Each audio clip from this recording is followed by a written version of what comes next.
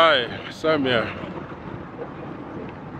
Now that iShowSpeed has concluded its Africa tour successfully, I must add, highly successful. Now after the successful conclusion of the tour, we're now seeing some of the behind the scenes in preparation for the tour. And it's amazing to see how this was meticulously planned and excellently executed. Before I carry on to talk about some of the gains and some of the just sharing my thoughts on the tour,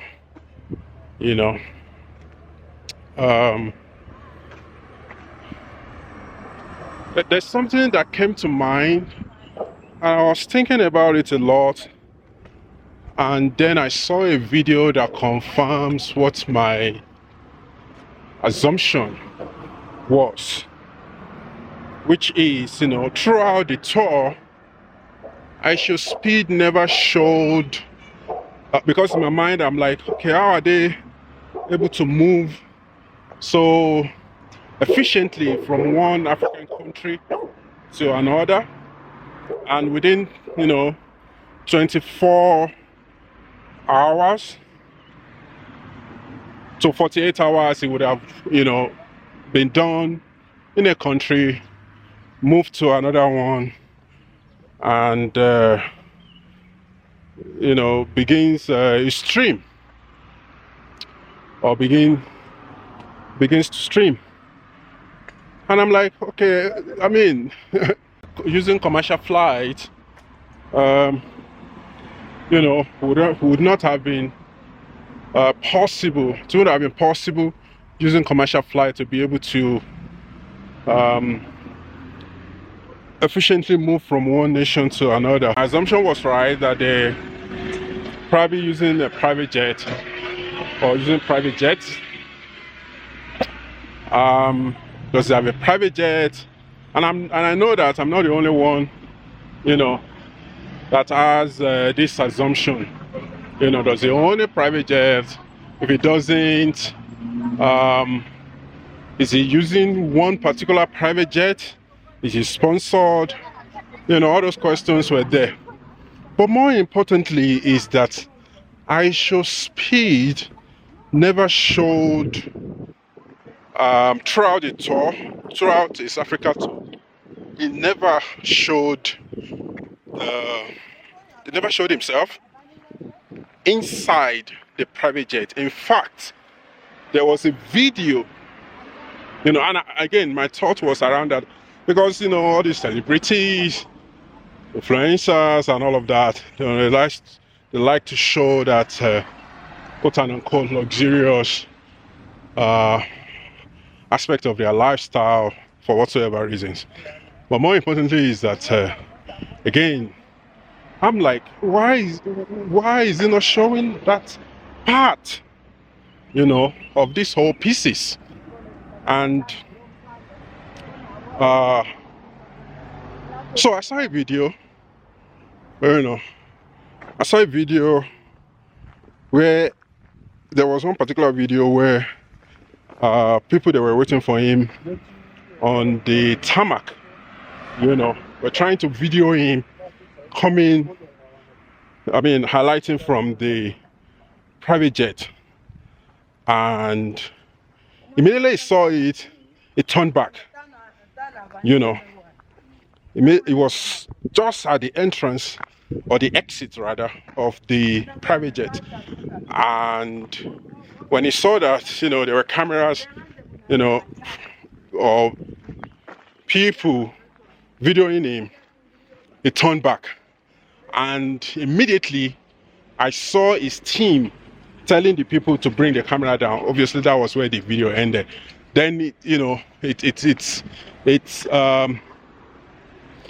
it confirms my curiosity around why is he not showing himself inside or anything around the private jet. It is intentional. You know, the young man is intentional about not wanting to show or about not showing anything that looks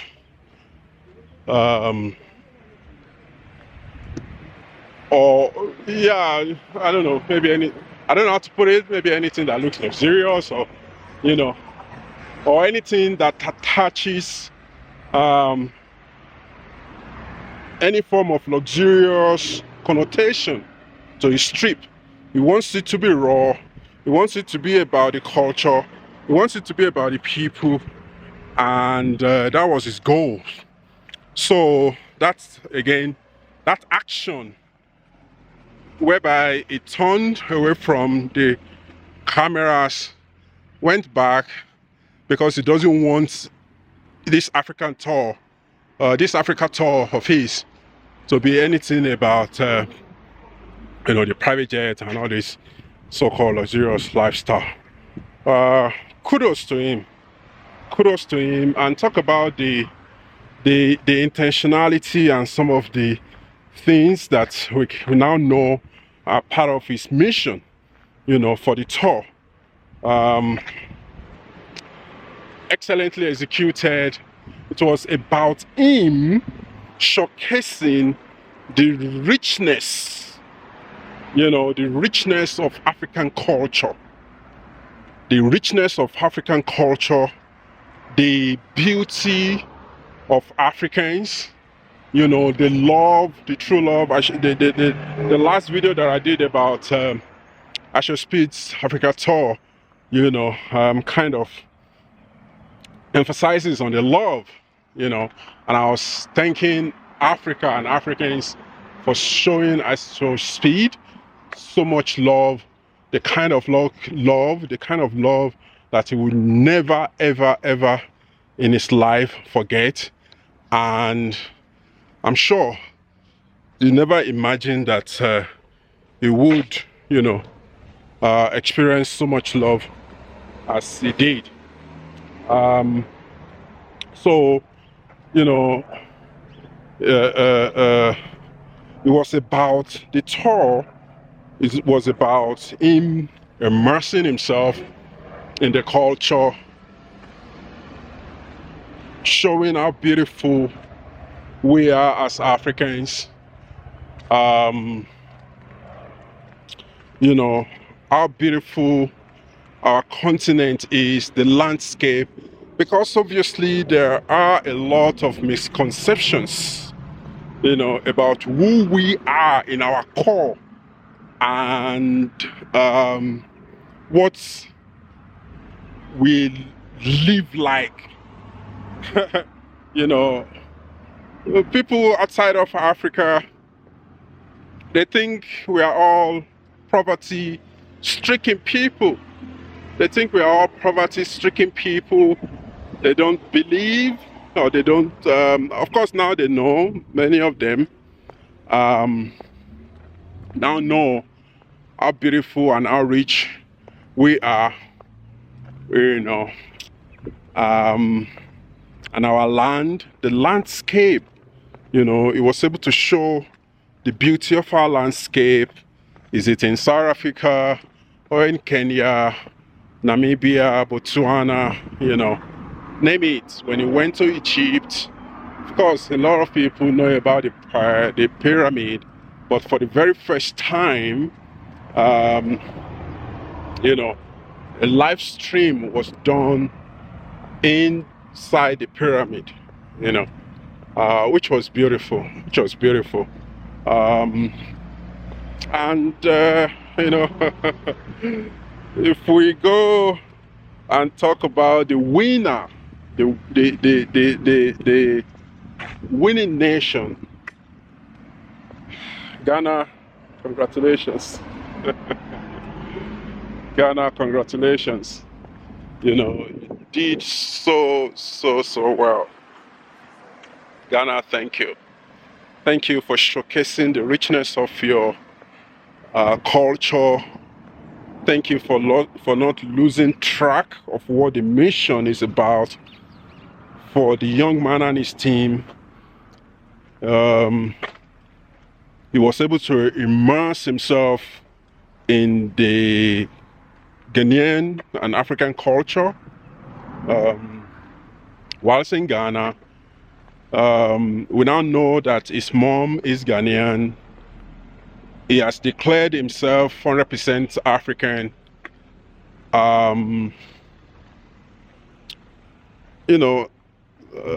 He's given a name, Berima Kofi Akufo.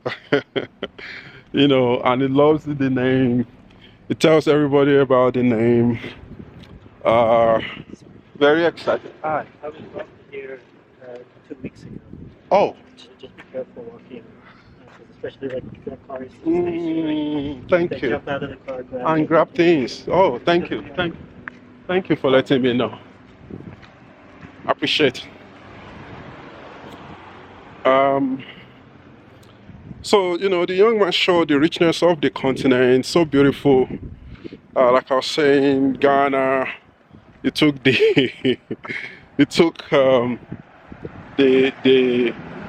you are the top, you are the #1 African country that truly showcase how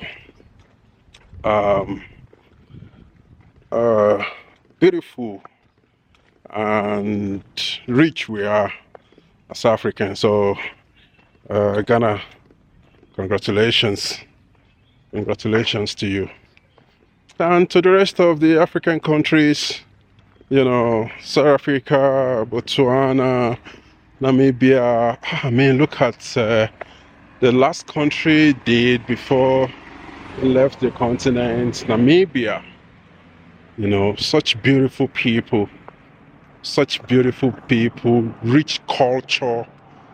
I mean, there's just so many beautiful things to talk about as far as this African iShowSpeed's Africa tour, is concerned. It's a plus for Africa in so many ways. It's an absolute plus for Africa. I'm overjoyed. I am happy for some of the business opportunities that are going to come out of it. This is not about entertainment. This is not just about streaming. There is an economic outcome, an impact that this tour is going to make, and it's already making. For example, the Shea Butter Museum in Ghana. When people saw how the young man enjoyed himself at the Shea Butter museum in Ghana. I mean, a few hours later, we saw the museum announcing that they're fully booked until March. So February and March is fully booked, and I'm sure maybe April also is fully booked by now, and probably up to the half of the year 2026. So that's an example of the economic impact of the iShowSpeed Africa tour, and I'm sure there are going to be many. I mean, there are restaurants that were showcased, different artists. I'm sure they made money from their the artwork that they did for him and dedicated to him. Tourism, absolutely. Tourism, African tourism. Many people now want to come to Africa. Many people across the world, they want to visit Africa. and you know, also have great experience as he did. You know, they want to come and have great experience as he did. They want to come and have great experience as he did. So it's a big plus for us. It's a big plus for us, socioeconomically, you know, tourism-wise. Um, and this particular tour is not about, you know, how people are suffering.